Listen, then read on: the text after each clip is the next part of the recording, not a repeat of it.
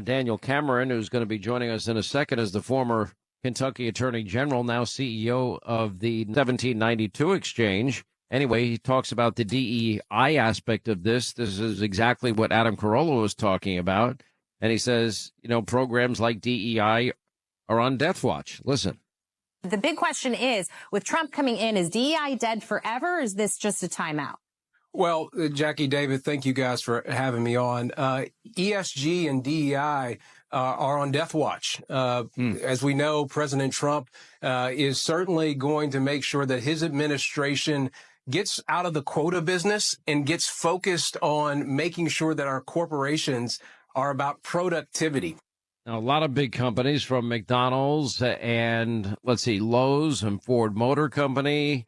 I mean, many of them have suspended their participation in these programs because of the backlash that has occurred as a result of it. But anyway, Daniel Cameron joins us now. How do you explain what Adam Carolla testified to there, that he waited 7 years and that he goes in and he meets somebody and asks them, well, when did you apply? I applied 7 years ago. And they said, well, I applied last Wednesday. How do you explain that?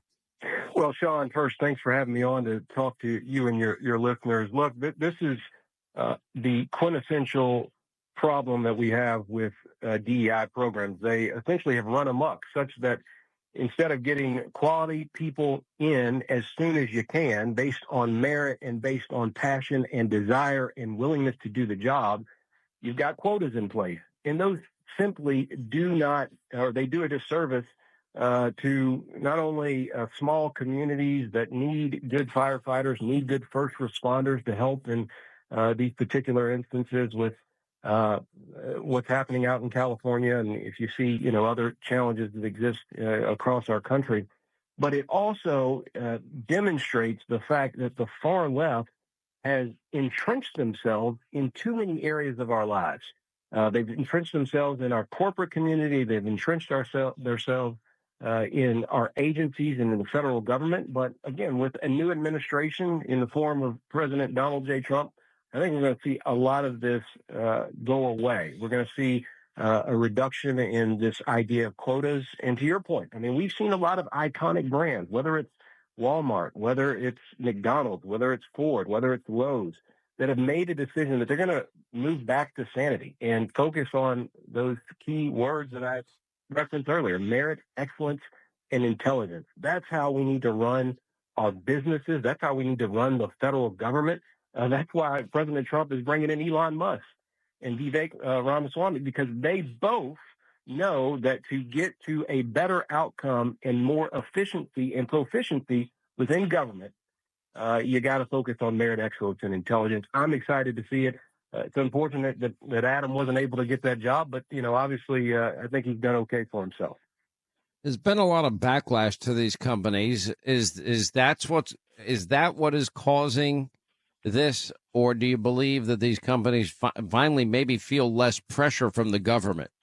Yeah, look, I think it's a few things. First, I think there was a Supreme Court case. Even McDonald's mentioned that in their statement, winding down their DEI policies. There's a case from the Supreme Court. It was called Students for Fair Admission, in which the Supreme Court essentially struck down quotas in the public education university context.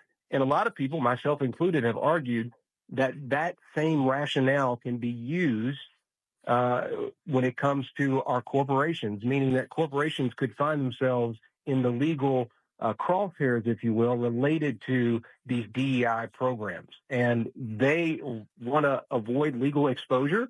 And so there's that component. The other component that is really important, one of the things that we focus on in 1792 Exchange is informing consumers to make good choices and decisions. And of course, if consumers, and I dare say the majority of your listeners and the majority of folks across this country want companies not to preach to them about a partisan agenda. What they want from companies is a good product. Hannity, Sean, from the mid-'90s, when Michael Jordan was asked, why doesn't he speak out on political issues? He said something akin to this. He said, well, Republicans buy shoes too.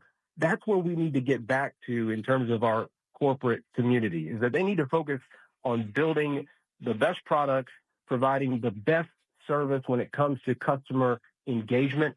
And that's where I hope we will get. And I do think with a new president, again, with Donald Trump coming in, who has already expressed skepticism related to diversity, equity, and inclusion quota programs, having already expressed skepticism to that, I think a lot of companies, and in conjunction with the legal exposure, want to get in front of it, want to make a good business decision, a good sound business decision to restore their companies and corporate community back to common sense.